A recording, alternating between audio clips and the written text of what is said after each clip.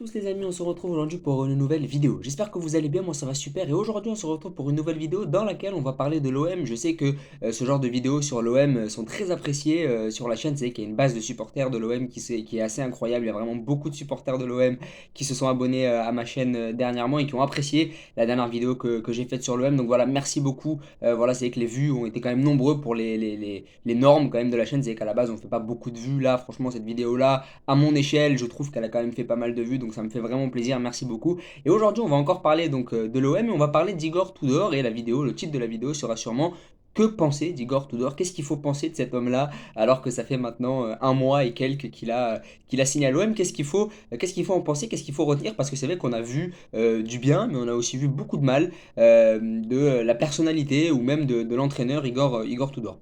Alors pour commencer, faut savoir déjà que Igor Tudor n'était pas voulu.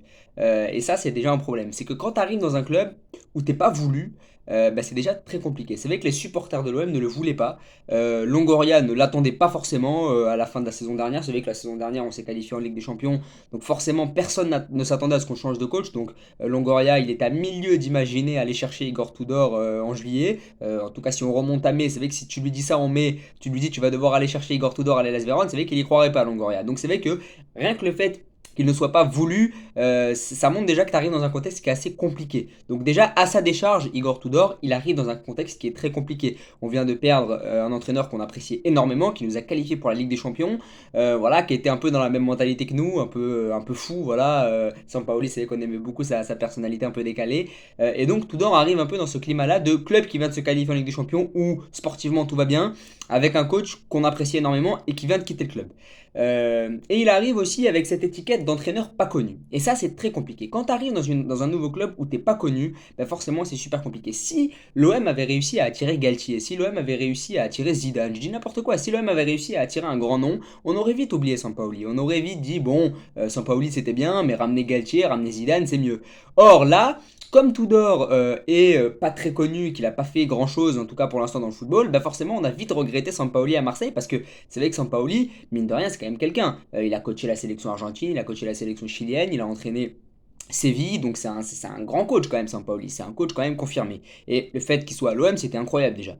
Et c'est vrai que voir Igor Tudor arriver avec le CV d'Igor Tudor, c'est vrai que ça fait un peu chier. Voilà, le gars était coach à l'Hellas Vérone, il a fait des belles choses à l'Hellas Vérone hein, sur le plan tactique, etc. Je me suis beaucoup intéressé à ce qu'il faisait et c'est vraiment pas mal. Il y a des matchs où il imposait vraiment des rythmes intéressants. Il a vraiment fait du mal à des grosses équipes, le Milan, la Juve. Donc voilà, c'est intéressant ce qu'il a fait Igor Tudor. Mais c'est pas un nom connu. Moi, je le connaissais pas du tout. Lorsque j'ai entendu Igor Tudor va peut-être signer à l'OM, c'est que personne ne s'attendait à voir ce coach-là, surtout pour un club du standing de l'OM. C'est vrai que nous, l'OM, on le place très haut. Pour nous, l'OM, c'est le meilleur club du monde. Et voir arriver un coach qui n'a coaché, entre guillemets, que les Las Vérone, que Galatasaray, que des clubs. Bon, Galatasaray, c'est costaud, mais je veux dire, c'est le championnat turc. Donc voilà, voir arriver cet entraîneur-là, ben forcément, personne ne s'y attendait vraiment. Et donc, dès qu'il est arrivé, Igor Tudor a été placé sur la sellette parce qu'il venait de succéder à Sampaoli et parce que son CV était pas très reluisant. Et donc, forcément, ça commence déjà très mal. Et je vais vous dire, même si Tudor avait fait des débuts tonitruants en préparation, même si on s'était pas mangé toutes ses défaites face au club anglais, face à Milan, etc.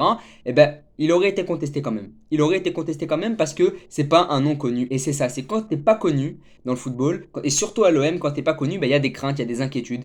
Et donc forcément, on peut pas en vouloir aux supporters, ils veulent des grands noms. Et voir arriver un entraîneur qui n'est pas un grand nom, ben, pour eux c'est très compliqué à vivre. Et donc, quand il est arrivé, il y a tout de suite eu des premières polémiques entre guillemets, et il y en a beaucoup en ce moment des polémiques, on parle beaucoup d'embrouilles, il se serait embrouillé avec Gerson qui avait voulu quitter à ce moment-là le rassemblement de l'OM, c'était en Angleterre, il s'est embrouillé apparemment avec Payet, Payet avait apparemment convoqué une réunion, bon apparemment c'était pas vrai, lui a démenti un peu en conférence de presse, mais apparemment ça s'est envenimé entre Payet et Tudor, et donc Payet a dû organiser une réunion.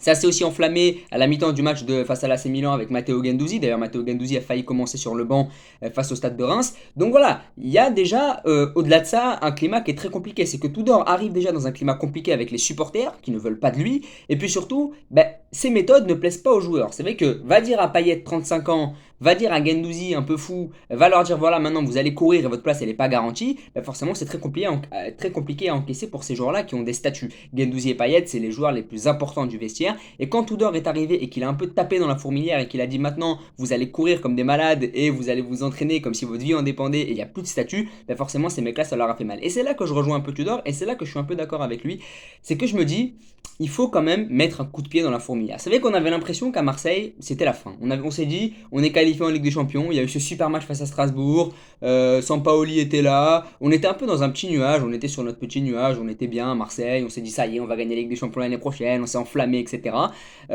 Alors que pas du tout. Pas du tout, c'est pas fini, enfin je veux dire c'est pas fait, tu t'es qualifié en Ligue des Champions certes, mais tu t'es qualifié entre guillemets sur un concours de circonstances, même si tu as été longtemps deuxième toute la saison, tu t'es qualifié sur un concours de circonstances. Voilà, à un but près, t'étais pas qualifié en Ligue des Champions. Donc fallait aussi redescendre sur terre, et je pense que Tudor a fait un peu redescendre ses joueurs sur terre. Payet, Guendouzi, eux aussi étaient un peu dans un nuage, dans un cocon avec Sampaoli, c'est vrai que Sampaoli les avait un peu mis dans un cocon, et lorsque Tudor arrive et qu'il dit à ses joueurs voilà maintenant c'est comme ça que ça marche, vous allez courir et il n'y a plus de statut, bah forcément ça leur fait peur à ces mecs-là. Quand Tudor dit la préparation, elle va être très compliquée physiquement pour un gars comme Payet qui a 35 ans, qui n'a pas un physique optimal, mais forcément Payet va mal le prendre, mais c'est la stricte vérité. Et donc à un moment donné, je suis plutôt d'accord avec Tudor là-dessus, c'est qu'il faut être strict. Mais attention, être strict de la bonne manière, ne pas abuser. Parce que s'il abuse, bah, il va arriver ce qui est arrivé. C'est qu'il s'est mis à dos un peu le vestiaire. Gerson a failli quitter le rassemblement, il y a beaucoup de joueurs qui n'ont pas compris ce qui s'est passé, et donc forcément, c'est très compliqué. Et puis je pense que l'arrivée de Tudor est une bonne chose. Là où je dis qu'est-ce qu'il faut penser de Tudor, c'est que l'arrivée d'Igor Tudor est une bonne chose pour Longoria. Parce qu'il ne faut pas oublier que Sampaoli commençait un peu à prendre trop de pouvoir. Sampaoli ne se limitait pas à son rôle de coach. Sampaoli voulait, on a parlé de Sanchez, on a parlé de Griezmann, il voulait des gros noms, il voulait absolument gérer le mercato. Et Longoria, ça, il n'a pas aimé. Et je pense que le fait, et j'ai entendu ça à la radio ou à la télé, je sais plus, un chroniqueur qui disait, en fait, Longoria était plutôt soulagé du départ de Sampaoli. Le fait que Sampaoli quitte le club, ça ramenait un peu le pouvoir à Longoria, parce que Sampaoli prenait beaucoup trop de pouvoir. Il était très apprécié des supporters, Longoria allait aussi, mais c'est vrai que Sampaoli voulait que Longoria aille chercher les joueurs que lui voulait, alors que Longoria, lui, ne voulait pas forcément ces joueurs-là. Longoria, c'est un coach qui est habitué un peu aux petits coups par-ci par-là, il n'est pas habitué à aller chercher des Griezmann et des Sanchez. Même si là, il est allé chercher Alexis Sanchez, qu'il allait chercher Verretou. À la base, c'est pas un président qui fait des gros coups.